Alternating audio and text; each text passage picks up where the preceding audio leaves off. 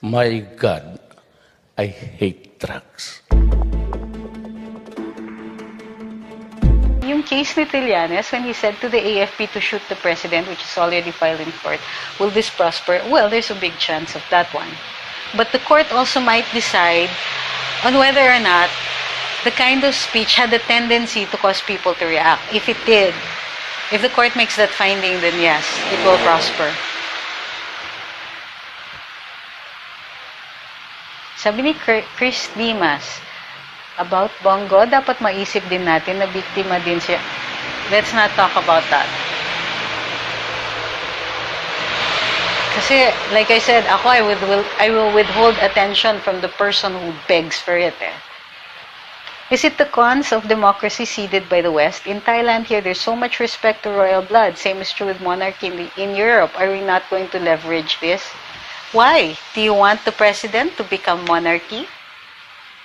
Really? Do you want to go there? I don't. Because even he doesn't want that. Huwag nang i-share mga nonsense. Correct.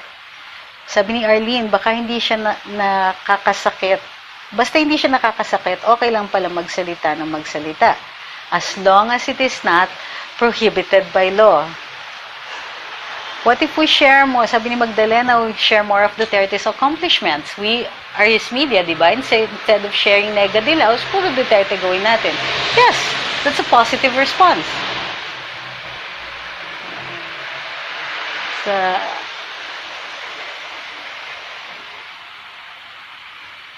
Sabi ni Ken, sana di nakakabother te. Dapat siguro kung public post, medyo magandang view naman sana. Sabi ni Shermy, let's get ready for the next months because we will be reading, hearing, and seeing idiotic things from politicians like Bird Brain Alejano. Don't be affected because he might win. Tama yan. Ganyan yung attitude. Sabi ni Eranyo, tama, wag na lang pag-usapan yan si Alejano. Baka maging relevant pa siya. Diba? Sabi ni Anthony Alimango, please always inform us on what is the latest news ni Ralph Waldo.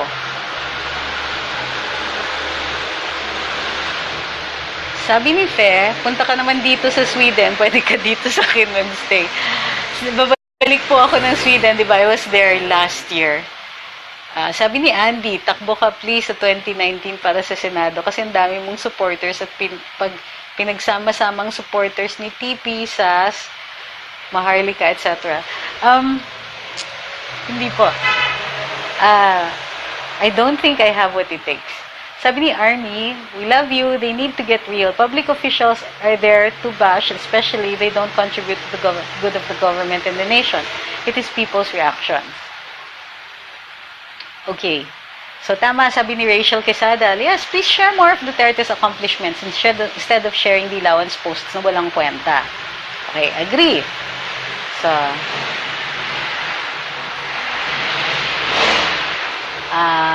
sabi ni Roel, update yung ikinaso ni former DOJ Aguirre kay Secretary Risa. Wala pa po tayong update but I know that it was filed in the DOJ. So, malamang yan, nagpo-preliminary investigation pa sila.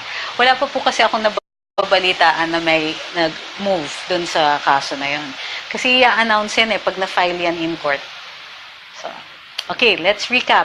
The freedom of speech is guaranteed by the Constitution. It says that no law shall be passed abridging the freedom of speech of the press or of expression. This means that the rule is freedom of speech, but hindi, kumbaga, you're allowed to speak. You're allowed to say anything, but if what you say is penalized by law, then you will be penalized either by paying for damages or by going to jail. Okay? Politicians will always say things that can be incendiary because that is part of their strategy to remain relevant and to remain within the public eye.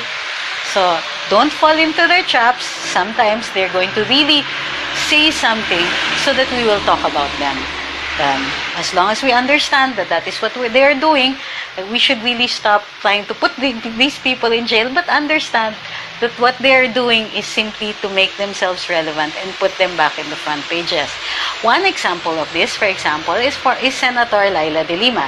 She is in jail and therefore not being seen by people So, as much as possible, she writes, she issues statements to keep herself in the public eye. Well, she wins awards because of what she writes or what she says, or because she gets the attention based on what she says. So, is it necessarily right what she says or what she is doing? Well, under the freedom of speech guarantee of the Constitution, she can write. She can say anything that she wants. But, and we should remember, inciting to sedition, inciting to rebellion, proposal to commit rebellion, false publications, libel, are crimes that are punishable by a prison term. And the law doesn't say that you can't say what you said, but if you say what you said, then you can be penalized. Sabi ni Joji, is dishonoring the dead libelous? Di ba ang desecration of graves bawal?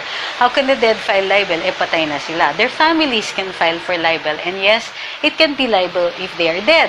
But the same defenses apply for those who are alive. So if you're a public figure when you are alive, you're still a public figure when you are dead. And you can still be commented upon, provided it is fair comment. That is why we can study history. History covers the lives of our public figures, mostly our political figures. And our political figures must be examined constantly and continuously. If we hold them out to be heroes, then constant and continuous research must be done on them so that their lives are further examined. We can't call them heroes if we can't talk about them. And so we are allowed to talk about them. We are allowed to say a lot of things about them for good or for bad, even if whether the discussion is academic or it isn't. But that is exactly what the freedom of speech guarantees. Also, please remember that the freedom of speech covers not just the speech that you like, but even the one that you hate. The speech that triggers you, the speech that makes you angry, the speech that lands our politicians in the front pages are covered by the guarantee of free speech. What we have to understand is that as much as they are covered by the guarantee, then so are we. And if there is speech that you don't like, there is also speech that we can make against the speech that we don't like. That is the guarantee. The noise that you hear, sometimes it can get very, very noisy, is the noise of democracy and is guaranteed by our Constitution. Don't get mad, get even. Politicians who demand our attention can be ignored. Or what they say can be subject to closer scrutiny and analysis by it. If they said something stupid, they're not exempt from being called stupid for whatever it is that they have said or done. There are no sacred cows. That is the guarantee. And we should always remember that our president himself guaranteed this. It is our president himself who vigorously promotes the concept, promotes the better understanding of what free speech covers. Okay? So be careful. For those of us who are asking to put people in jail for something that they said, make sure that by putting them in jail, by suing them, we're not playing into their game. Make sure that when we sue them, it is because there is a very real danger to the country for what they said, or very real danger or real damage has occurred. But if it isn't, then we accept it as part of the noise of democracy. We can speak, they can speak, even if it's speech that we don't like. I would like to thank everybody for joining me today and for liking and watching. And for those who haven't liked or followed, please like or follow Luminous by Trixie Cruz Angeles and Ahmed Paglinawan. Or you can also subscribe to the YouTube channel, which is Trixie Cruz Angeles. We will have more of these discussions. And by the way, also don't forget to tune in Monday to Friday, 8 to 10 a.m. on DWIZ 882 for our Karambola show.